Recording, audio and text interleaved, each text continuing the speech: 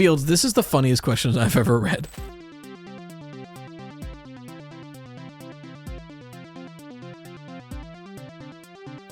Ladies, gentlemen, and those with the good sense to do away with the whole notion, I welcome you to the premier audio medium for all your Fazbear entertainment needs. The Freddy Fazbear Pizza Podcast. Note, FFPP is not responsible for any loss of appetite, disinterest, dismemberment, or other legally classified statuses. So strap in and enjoy.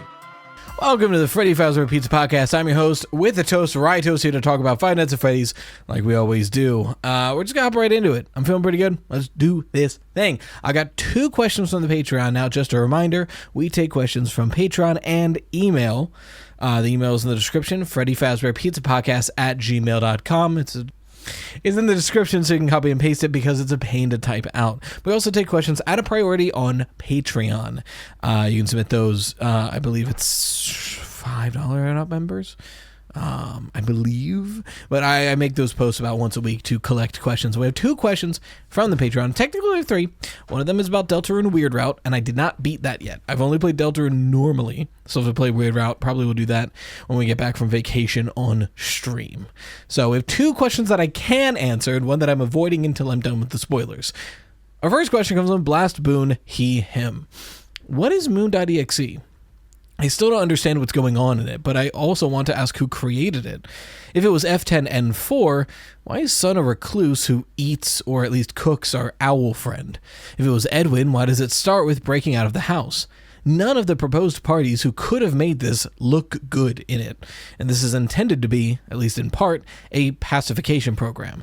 Not to mention things like how odd the portrayal of the whole fire scene and workshops for making a child. I wonder if, like with Princess Quest and Balloon World before it, there's something supernatural happening with this game to tell a more honest story with it. And if that's the case, who might that be? Thank you for question, Blast Moon. It's a good thing to wonder who made moon.exe. In my opinion, and I think there's not a lot of evidence to go anyway, so it's really how you interpret the game and what it's trying to say. In my opinion, I think it makes the most sense for F10N4 to have created moon.exe. After all, when you beat it, you're presented with F10N4, who says, you passed, you can be trusted with this, here's the glitched permission. It's kind of like you said, the whole point of the program is to see if someone is capable and willing to do the work to truly fix the mimic. Now, why it paints everyone in a bad light, I think it's F10N4 being honest about what happened with David. Because in a way, this, I think, is decent evidence for the fact that F10N4 might have intentionally led to the death of David Murray. It's a weird theory that I haven't talked about much, but it's the idea that, the last person to check on David before he died is F10N4. I went to go check on him at the playground. Now, I've said before, I don't like the idea of any theory that posits that somebody killed David, because the whole point of the story is that Edwin's own actions led to the death of David. It's his fault David is dead, and that's why he has to pay in the narrative. However, if F10N4 killed David, that's still Edwin's fault. Because at the end of the day, who built F10N4? Who built M1? Edwin. Who let M1 completely take over the responsibility of watching his child? Edwin. And who made a playground directly next to a shipping yard, who his lawyer told him, hey, that's dangerous, don't put your kid's playground next to a shipping yard, and he said, I'll keep an eye on him, and then proceeded to not only leave him there while setting up his birthday party, not keeping an eye on him, but take the mimic to help set up the party, when the mimic's entire point is to keep an eye on your fucking kid. You took yourself and your safeguard away from supervising David and left him next to a shipping yard. It makes sense for David to have just died because of that. But it is worth noting that in moon.exe, the baby owl, who seems to be representative of David in some way, is taken by the recluse son, cooked, and presumably eaten, or is at least in some way killed. It's really interesting because moon.exe is the creation of M2.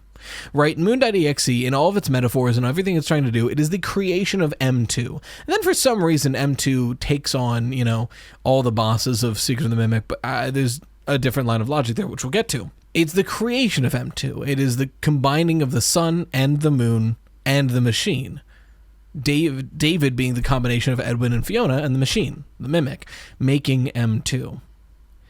I see moon.exe as a test for anyone who's involved in Murray's Costume Manor to see if they can understand where M2 came from and the creation of M2, and withstand Murray's Costume Manor in the current state it's in. Only someone who can understand the Mimic and withstand the trials of MCM is worthy of trying to fix M2 back into David. That's what I think the point of moon.exe is. It's the idea that this is a test by Fiona, or by F10N4. And we even get that, that idea from the ending dialogue of moon.exe. I'm going to pull it up just because, it's been a while since I've actually played moon.exe, but I'm fairly certain the ending dialogue is of a similar nature. Yeah, you talk to Sun, and she says, "You have found my presence, you've completed my tasks. Now you will get your reward. Use this to bring him back. It's all in your hands now." I think that pretty much is telling us this is what moon.exe is about. Moon.exe is F10N4 basically testing any random schmuck who walks into MCM. I mean, look, I'm still trying to I want Edwin Murray to fix our son. But in the meantime, if an engineer can pass my trials and learn about what M2 truly is and show me they can beat M2 at their own game, then I will give them access to the most precious things that could pacify M2 long enough to be fixed. Because she can't risk those going into the wrong hands. If some random Fazbear employee found the storybook tapes and took them back to Fazbear, now nobody can pacify M2. It seems like the only thing that can pacify M2 is that storybook machine. She needs to make sure whoever gets their hands on the storybook machine knows what needs to be done and is able to do it. So that's and that's what I really think is going on in moon.exe. So to your point, if it was F10N4, why does she portray herself somebody who kills the owl friend? Even if not on purpose, I wouldn't doubt if F10N4 blames herself for the death of David Murray. Her one job as a robot was to watch over and protect David Murray. So when David Murray dies, she probably blamed herself for that. Looking at her like, my one job was to protect this child, and now he's dead, right?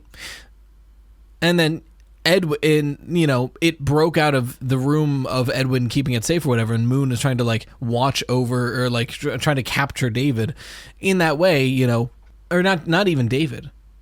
The player is the Mimic endoskeleton, right? Like the way the metaphor is set up, the owl friend is David, the Mimic endoskeleton is the player. Edwin is trying to contain the Mimic endoskeleton. That's why the Moon always sends us back to the room. And F10N4 blames herself for David's death, which is why she kills the owl.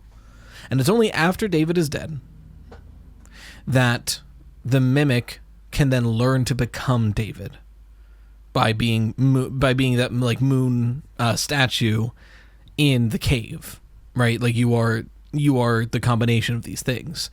So again, it's the Mimic becoming M2, becoming David. And F10N4 made moon.exe honest in that way. Because what would the point of this whole trial be if F10N4 was using it to make herself look good? To truly understand M2 and where it's coming from and why it's like this, you need to know the good and the bad. You need to know its creation and its destruction. You need to know how you need to know how Edwin failed David multiple times. F10N4 might be trying to tell the player, Edwin and myself failed. Well, Edwin made you. So Edwin failed David multiple times over. But, in F10N4's eyes, it was a joint failure. So that's what I think this is, more than anything. I think it is F10N4 giving a honest tale about what happened to M2 to the person who deserves to know and might be able to fix it. That's what makes the most sense to me. It's not the only interpretation, but I think that's what narratively and evidentiarily makes the most sense. So thank you for your question. The next one comes from Bryson, him. Not really a question, but I guess some observations / theories for the FNAF movies. No one else, for the FNAF movies, period. No one else interacts with the redheaded kid, except for Abby. The only exception being Wayne Knight's character seems to move him out of the way at the science fair. He is the one who puts the idea into her head about going to fix her friends. That sets off the events that leads into the rest of the movie. Could also be how the Faz Talker is there. And it goes on to a different point about like Garrett and Circus Baby and all that. But like, that was a really interesting point. I think there's a 50-50 shot here. It's equally likely that the redheaded kid, so this is talking about the kid in FNAF 2 who's like Abby's only friend, who talks to her and gives her the idea of like, well, if your friends are broken, why don't you go fix them? Or something like that, right? It's a really interesting idea that like this kid is somehow working for William Afton. Do I think it's that direct? No. And I do think Wayne Knight moving him out of the way is a sign that he is like a real kid and not just like a ghost that Abby can see and doesn't realize it. But there is a 50-50 shot here, because there's been weirder stuff in FNAF before. There's a 50-50 shot here that it's either just a kid who happens to accidentally lead her into the biggest trap of her life, or it is a ghost that Abby can see and not realize it. Both of them, frankly, are equally likely, because look at like the story, Alone Together. I've quoted this story 1,000 times for this channel. It's such a useful story for the lore. But in Alone Together, our main character doesn't realize that he's dead. I think his name's Oswald. No, that's Into the Pit. What was his name? Alone Together, Alone Together, Alone Together. What is your name? His name's Travis? I did not remember that. But yeah, in Alone Together, Travis doesn't realize he's dead. He's going throughout the motions that he did. He's basically reliving his last moments again until he finds his own body and realizes that he is dead, gets his memory, and can find peace. But the thing is, the important thing to bring up is in that story, there's a new girl that keeps like looking at him. And he's like, oh, I wonder who this new girl is and why she keeps looking at me. And eventually he goes up to talk to her and she's like, doesn't really want to talk to him. But she's like, yeah, I noticed you, or like she does kind of talk to him but seems skittish about talking to him, which, you know, it's then revealed by the grandma and the grandma is trying to let Travis know he is dead without telling him directly. She's like, oh, maybe you're haunted by a ghost. Some special kids are able to see ghosts. And we know Abby has talked to the ghost children of the MCI and like considers them her friends, so we know she can see ghosts. So the idea that the redheaded kid that Abby talks to is a ghost is on the table. Even if he's not a malicious ghost who's trying to lead Abby to her doom or whatever. The idea that like it's just like a ghost that Abby talks to, and the reason nobody else talks to this kid is because they can't see him and she doesn't even realize that. It's definitely possible. You know, there's been weirder in this franchise before. Would we explore that in the FNAF 3? The only reason I think he might not be a ghost is like, do we have time for that? Like, do we have time to address in the FNAF 3 movie that Abby's one friend is a ghost? Probably not. You know, like, because imagine like everything that's going into FNAF 3, right? In the FNAF 3 movie, we have to deal with the fact that Charlotte is possessing Vanessa, which is crazy. We have to deal with the fact that, you know, William Afton is back as Springtrap and will likely have some animatronic peons that he's sending after Abby and Mike. We have to deal with Mike making up with Vanessa, because clearly they're going to by the end of the movie. We have to deal with Michael Afton being defeated. Like, there's so much has to be dealt with. The idea that we also have to deal with the fact that Abby's friend is a ghost, it's just maybe too many side plots. maybe, I don't know. Here's the thing. It is definitely possible that Abby's redheaded friend is a ghost, which would be really funny. But I don't know if they have time to address that in the story, and I feel like it'd be weird to add that to the story and not address it. But that's my thoughts on it. Thank you for your question. So now we're going to move on to emails. So again, if you wanted to, that was from the Patreon. If you want your questions answered on a priority and a guaranteed answer, at least via reply, then you can go via Patreon to submit those. But if you just want to send a question in, the email is still available at Freddy Fazbear Pizza Podcast at gmail.com, which is in the description to copy and paste because it's a pain to type out. By the way, I'm actually not tired for once, which rocks. And part of the reason I'm not tired is because I already had my GAMERSUPPS, and you can too with 10% off your whole order with code RyeToast. GAMERSUPPS makes powder beverages. You can see it in there. They make it caffeine or non-caffeine. It doesn't have to be an energy drink, but it is, good caffeine. I've looked into it. It's about 200 milligrams per scoop, 100 per scoop. I just make drinks with 2 scoops very often. I usually do like 1 2-scoop drink a day, and then I'll have the caffeine-free one throughout the day as like a soda replacement. They're sugar-free. They've got nootropics, I think they called. I don't know. I'm not going to say it's a health drink because I'm being real. I'm being so for real, okay? I make money when you use my code to order GAMERSUPPS. That's our relationship. They don't pay me to say anything. They don't pay me to promote it in a specific way. The only payment I receive is when you use my code. So keep in mind, I'm incentivized to have you buy GAMERSUPPS because if you buy GAMERSUPPS with my code, I make money. So I am incentivized to get you to buy GAMERSUPPS. But I just want to specify, I'm not legally required to say anything. I can say whatever I want about this brand. I do like it though, and I do drink it daily. So I don't know. I recommend Gunpowder Rush, but I think they're out right now. Their lemonade, I tend to like their lemonades and blueberry flavors. So Graveyard Dirt is blueberry black cherry, I think. Love that one. BBL is a blueberry lemonade. Obviously, I love that one. I think they just re-released lemonade with a yellow crayon skin. I love their lemonade. So you can. That's my preferences, but they got plenty of flavors that'll suit whatever you want. Go on the website, check them out, and if you order anything from GAMERSUPPS, code RyeToast will get you 10% off your entire order. I almost forgot to mention, they also have AFK and Gamer Aid. AFK is their sleepy time kind of a blend. There's with and without melatonin, both of which have magnesium, which also is just a less aggressive sleep aid. And like I said, Gamer Aid, which is their hydration formula. It's got creatine in it. It's kind of like a Gatorade Powerade situation, something like that. I drink that whenever I do exercise, and I think it's helping me feel less tired and more hydrated. Maybe it's a placebo. I don't know. But hey, you can try it out for yourself. Again, one last time, it's code RyeToast for 10% off your whole order. Let's get back to the podcast. The first question comes from Voss, him. It's sort of a bit of a game of telephone. This morning on the Discord, a fellow user, Bolt Indy, we know about Bolt Indy, we've answered questions from them before, brought up the idea that the chip we remove from Baby's chassis was a tracking chip. Bolt then brought up that it doesn't really make sense, because Baby was already in Ennard. So it got me thinking, what if that chip was used by William to have automated systems identify animatronics? The reason Ennard has Mike take the chip and put it in his hand unit would be that the scooper identifies him as a suit needing to be scooped. Bolt further brought up the cut Molten Freddy facial recognition image. It mentioned security IDs present, listing off the other 3 fun times. It might just be to make it clear that Baby was ejected, but I wonder if the chip was her security ID.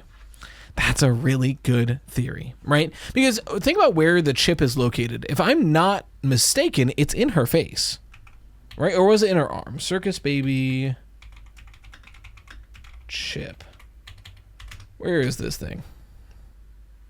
No, my mistake. It is in her arm. But okay, follow me here. The security chip randomly in her arm. We have to enter the keypad that's in her face to get to it. And she says that's where the good is. You need to save the good while leading us to our death. Right? So the idea that is an automated system and we need that tracking chip to activate it does make a lot of sense.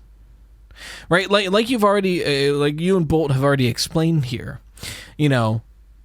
We collect it, then we go into the scooping room, and then the scooper activates. You'd think there'd be some security measure to not just randomly activate, but an animatronic chip being present, being that measure, makes sense. Where else do we see an identical looking security chip? In Helpy's brain. So in Help Wanted 2, you can do surgery on Helpy. It's a really, really funny minigame. But wouldn't you know it, if you ever get access, it's a random chance, but if you get access to Helpy's brain, he's got a chip in there that looks identical to the chip in Circus Baby's arm. Now, in the past, that has been used as evidence to say that the mimic escaped sister location via the hand unit, and that it somehow made it into Helpy's mind, or at least trying to show us that that was a possibility. And that theory is made by FNAF, I believe. And it's a great theory. I do like it a lot. Especially because up until this point, I couldn't think of any other explanation for why the chip is the same in Helpy's brain as it is in Circus Baby. Unless, and here's our other explanation, not to disprove anything, but another possibility, this chip is in all of the animatronics. That's how the animatronics are identified by different systems, because they are identified, right? Like when we go through sister location, it'll be like Ballora is not on her stage. There, now Ballora is on her stage, and things like that. How would it know? How would these systems know where the animatronics are? Well, maybe it's with these security tags. The very same that's in Helpy, so that when Helpy goes up to a machine, it knows that Helpy's here. And it would make sense to be in the brain because it's his ID. It's his, like, information. This makes a lot of sense. I don't really have much to add besides I like this theory a lot. I think it makes a lot of sense. And it would give us an alternative explanation outside of, it's just like a generic chip that some kind of mimic storage was held on with. Which, again, I like that theory, but it's always good to have other possibilities. So, thank you for your question. Or I guess just theory at that point. Our next question comes from Kieran, him. In a recent podcast episode, someone pointed out that the silhouette moving in the office of MCM moves very strangely. That could be explained by Edwin's ghost. If that were true, couldn't that mean that Edwin is still around in the modern era, just in a ghost form? Gregory's friend in Ruin, who gives instructions to help Cassie get through the end of Ruin to the elevator, that could reconcile the theories that Edwin is still playing a part, the theory that Edwin died. This could also mean that the ending to the Mimic's story could involve the ghost of Edwin interacting with the Mimic, either possessing it or reverting it into a child like the one ending of Secret of the Mimic. This could also be cool thematically. It could be the ending that F10 and 4 wanted. A robot child and Edwin, also immortal and present. What are your thoughts on this theory? Is it plausible or possible with a few adjustments? I do like it a lot, I'm going to be honest. Thank you for your question. The idea that Gregory's friend helping Cassie to get out of those caverns is Edwin's ghost does kind of rock. That's kind of awesome. I don't know how likely it is or how possible it is.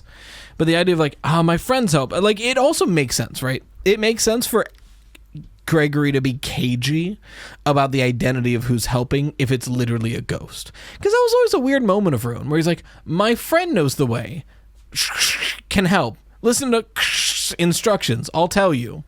There's that break, the idea that like they don't want us to even know the gender of this friend. Well, still, Gregory was the one who chose to say my friend and not a name. He could have very easily said, Vanessa can help. She knows the way. Or Freddy can help. He knows the way. Especially because Cassie knows Freddy at least. But if it's a ghost, then the call could have been made at that moment by Gregory of like, I don't have time to explain to you that a ghost is helping us beat the Mimic. So for now, just know I have a friend who knows the way. And when you're safe, we can talk about it, So the idea that Gregory's being cagey about where the instructions are coming from, because the instructions are coming from a ghost and Cassie's in mortal danger and we don't have time to talk about that right now, does make a lot of sense. It's a very classic trope in media for this like weird unexplained thing to be brushed aside until a more opportune moment to talk about it. In plenty of movies where like aliens or ghosts or any of these weird things are happening, we have characters like, somebody told me. And this could be leaning on that. The idea of like Edwin's ghost is in some way helping Gregory and Vanessa to unravel this Mimic mess. And in order to save Cassie, it's like, you need to help me. Okay, just here's the directions to go in the cave. Awesome. Cassie, just trust me. Somebody I know is helping you. It does line up really well. There's two questions that do come to mind though. What is Edwin's ghost in? Or is it just like chilling, which is something we would have to address? And how does this story resolve? Because we have like, I want to say, and there's no reason for it. I've always said I don't think Glamrock Freddy is possessed. I think Glamrock Freddy is a foil to the Mimic, because the Mimic is an AI that's like learning how to be evil, essentially. Whereas Glamrock Freddy is an AI essentially learning how to be good and human, right? Like they're kind of perfect foils for each other in that way. But I wonder if post-security breach, Edwin possesses it. Like, I wonder if Glamrock Freddy as a head starts speaking to Gregory and Vanessa as Edwin Murray. And again, there's no evidence to say this, but it is important that Gregory and Vanessa escaped security breach with the head of Glamrock Freddy. That's important. Why do they still have it? Is it just so Glamrock Freddy can in some way continue? Sure. But is it a conduit for Edwin Murray to get into contact with them? Maybe. Maybe. Not to mention, we know Gregory has a mind to try to save people by stopping what's happening at the pizzaplex. And do we really think he would have given up on that after he just like saved Vanessa? No. If anything, there'd be more reason to go back and stop what's going on, because now it's Gregory and Vanessa who both have some sort of information about Burntrap, and hopefully will be able to work together to stop him. So if they're already doing that and they need to figure out how to do it, the idea that they went up the hill to the abandoned house to like make a base of operations and started to find more and more evidence of the Aftons and the Murrays there, it makes a lot of sense. So, I mean, there's even a chance, now I've said this in the past, there's a chance that the person helping them is actually F10N4 and not Edwin Murray's ghost, because we know F10N4 has another console somewhere, or there's at least some other console connected to that building, right? Because in MCM, where we get the Mimic schematics, that's from Mechanical Experimental Storage, or Mechanical X-Form Experimental Storage number 2. And then, that's MXES. And then in the actual house, we're accessing Mechanical X-Form Experimental Storage number 1, which implies that there's 2 MXES consoles. One of them is the one we see in Ruin, and one of them is the one we see in Secret of the Mimic. So, the idea that one of them was moved to Murray's house, and that's where Fiona, or F10N4, is, and she's helping them defeat the Mimic, defeat Burntrap, and rescue M2 and turn it back into David, sure. And in that way, that still lines up with the whole Gregory doesn't want to get into identity talk right now. Like, it's still like a matter of, oh my god, Cassie, you're alive. Okay, let me help you get out of there.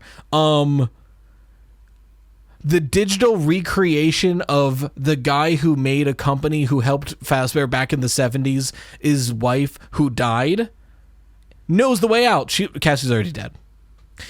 Somebody's going to help you. Trust me. My friend can help.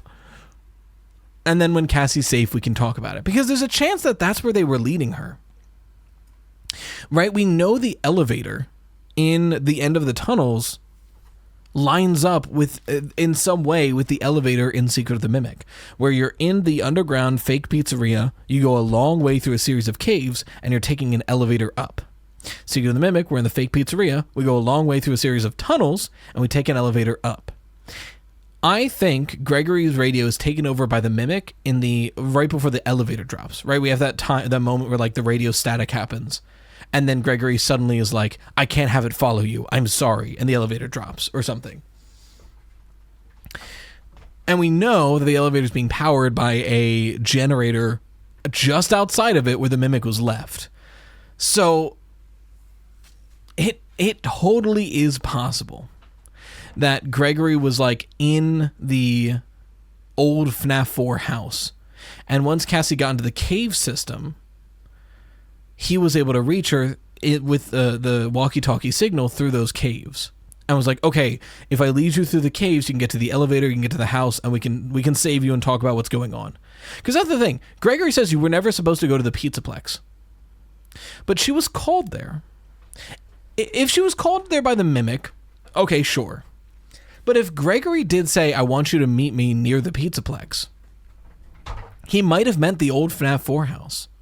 The house at the top of the hill next to the pizzaplex. But Cassie doesn't know about that building and erroneously went into the pizzaplex by accident. You know? So, in that way, you know, it could have been, we finally reached you. If you're in the caves, okay, someone I know knows how to get through them. They'll get you to an elevator, and that'll get you to us. And we can talk about what to do now. And then, you know, the mimic cuts the elevator so it doesn't end up working. And in that way, that still could be Edwin's ghost or F10N4. Although I think F10N4 would likely still be closer to the pizzeria than Edwin's ghost would be. Because, like, the whole thing is that she can't really see into the Edwin manor. You know, if she could, she would know that Edwin's long dead. So it's assumed that she can't really see into the manor. So if anyone's in the manor, Edwin's ghost does make more sense in that way. There's a lot of ways to take it. I do think either F10N4 or Edwin's ghost is the friend. We'll see. Thank you for your question. Our next one comes from Jay, he, him.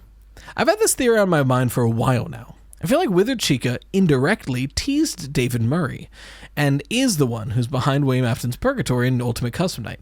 Bear with me, not the best at writing theories and such like that, but I have an idea that David is the one you should not have killed in Ultimate Custom Night.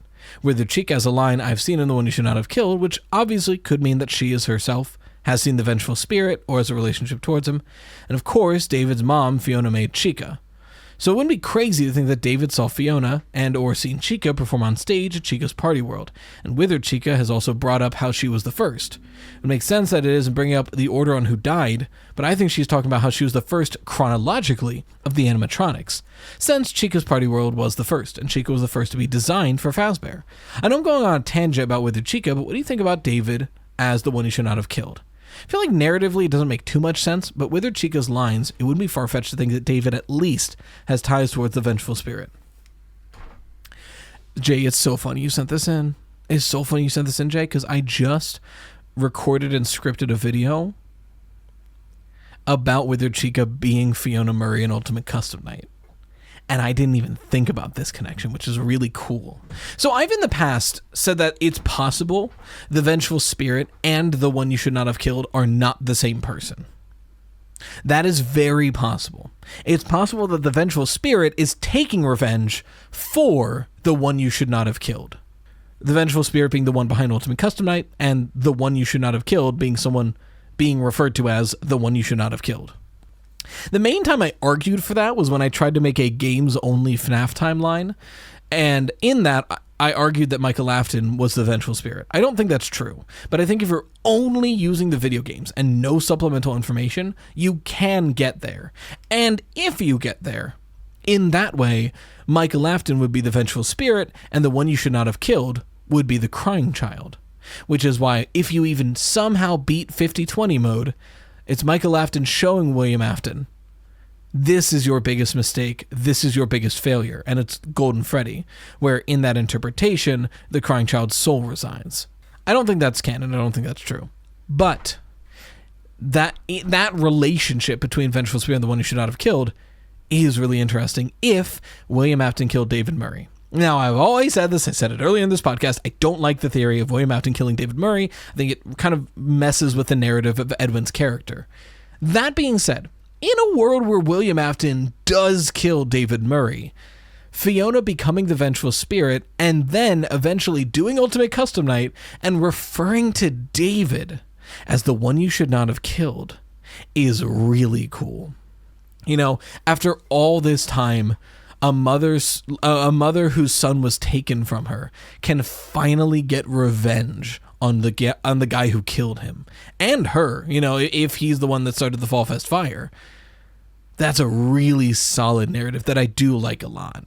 I think I agree with you that, you know, narratively Fiona being the vengeful spirit is weird. I think it still makes much more sense for Cassidy to be the vengeful spirit and or whoever you think is in Golden Freddy. But it is a really cool separate narrative that we can, you know, play in that space of Fiona being the vengeful spirit and David being the one you should not have killed. And, you know, your evidence for Withered Chica being Fiona Murray or representative of her, yeah, totally agree. Like, that's part of the script that I just wrote and recorded, was the whole idea of, like, I was the first, I've seen everything. Well, if Fiona died at Fall Fest, yes, she was the first victim of William Afton, and she would have seen everything through F10 and 4. You know, so, and, yeah, I go on to talk about Withered Bonnie maybe being the mimic, but we don't have time for that right now. But yeah, that's a really fun interpretation I do like a lot. So thank you for your submission. Our next question is from Anna, she, her. I just watched your most recent video about the non-teaser recently posted by Steel Wool. If you're correct that the pool floats represent the original characters, it's interesting that the excluded characters would be Roxanne and Monty, since they're both Fiona Murray creations, and have been theorized to be ways that F10 and 4 has been able to influence the pizzaplex. I wonder if this could imply that F10 and 4 would perhaps be losing some footing at the start of a sequel. Perhaps this is further evidence that the animatronics are being used in a mimic custody battle. At minimum, it at least suggests another difference between the rest of the gang and Roxanne and Monty. Or maybe I'm reading too far into the pool image. Regardless, love to hear your thoughts. I feel that, me too.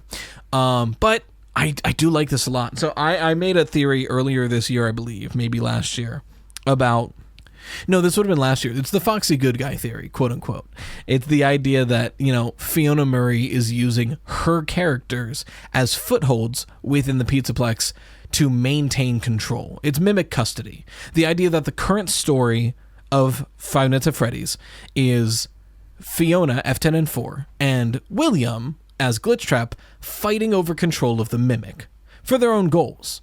F10 and 4 wants the mimic to turn it back into David, and William, or Glitchtrap, wants the mimic to have a perfect body to go back into and do things that William would have done.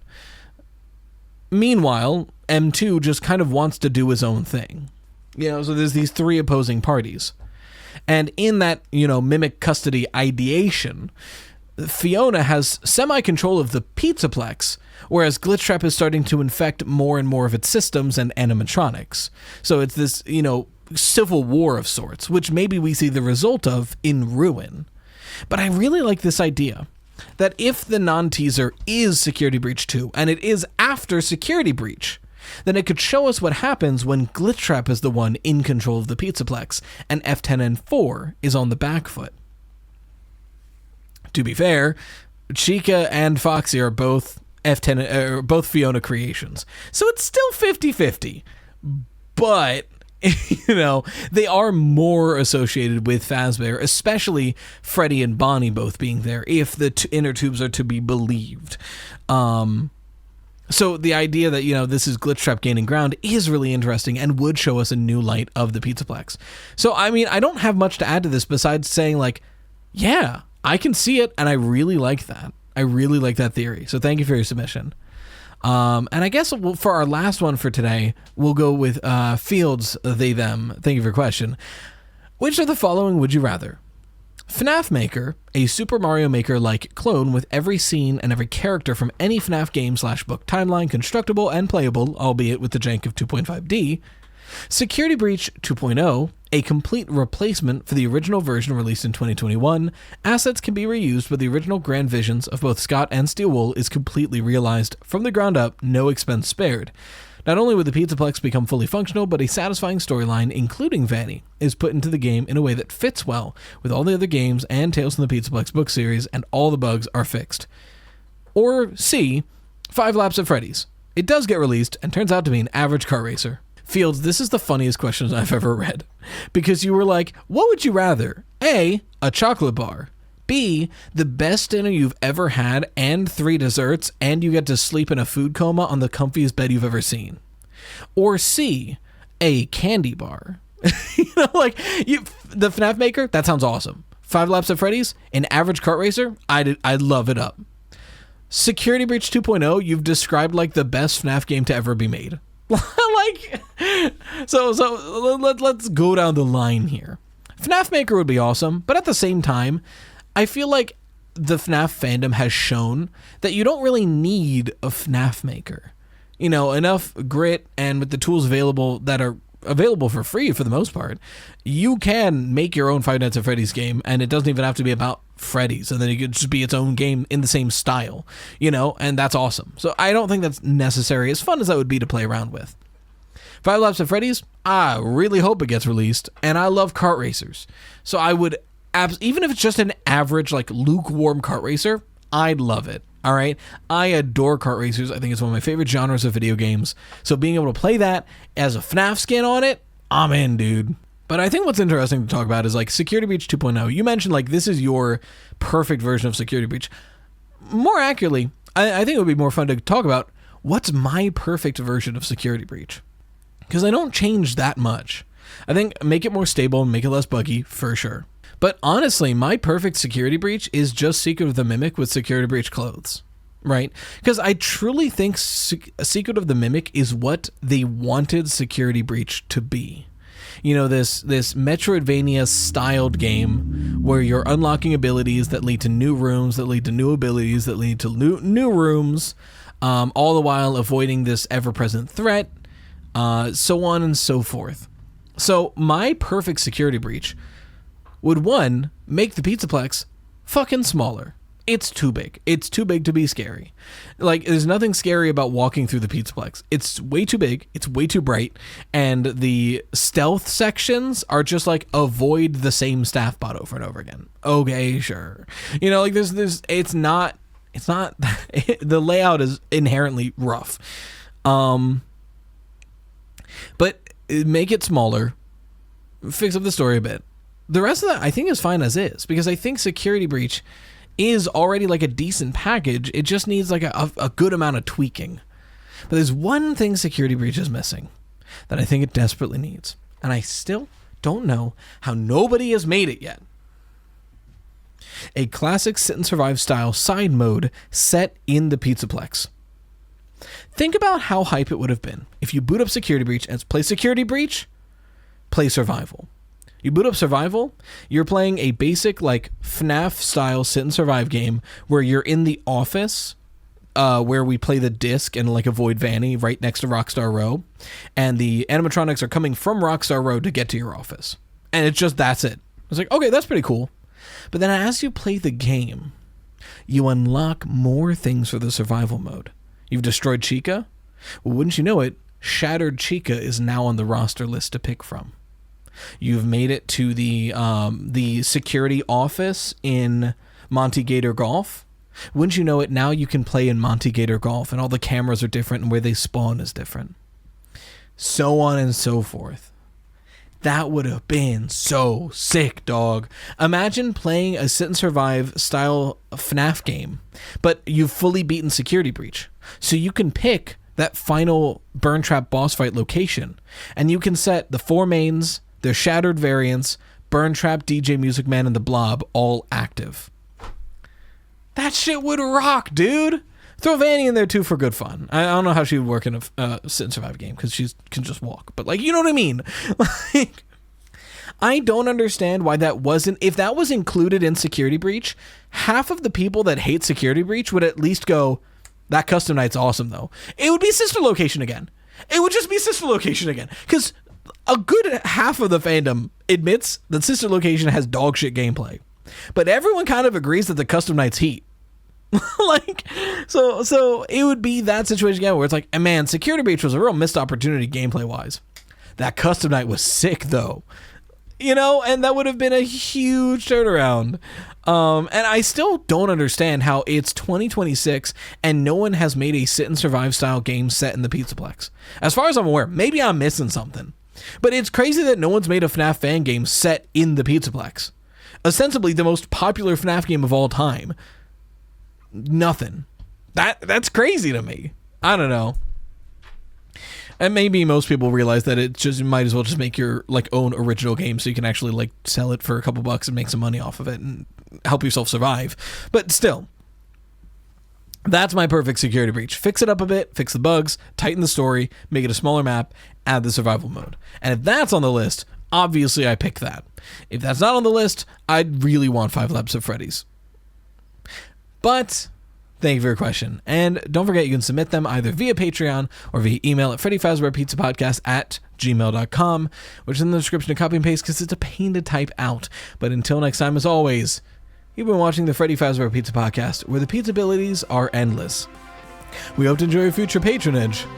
Bye-bye for now.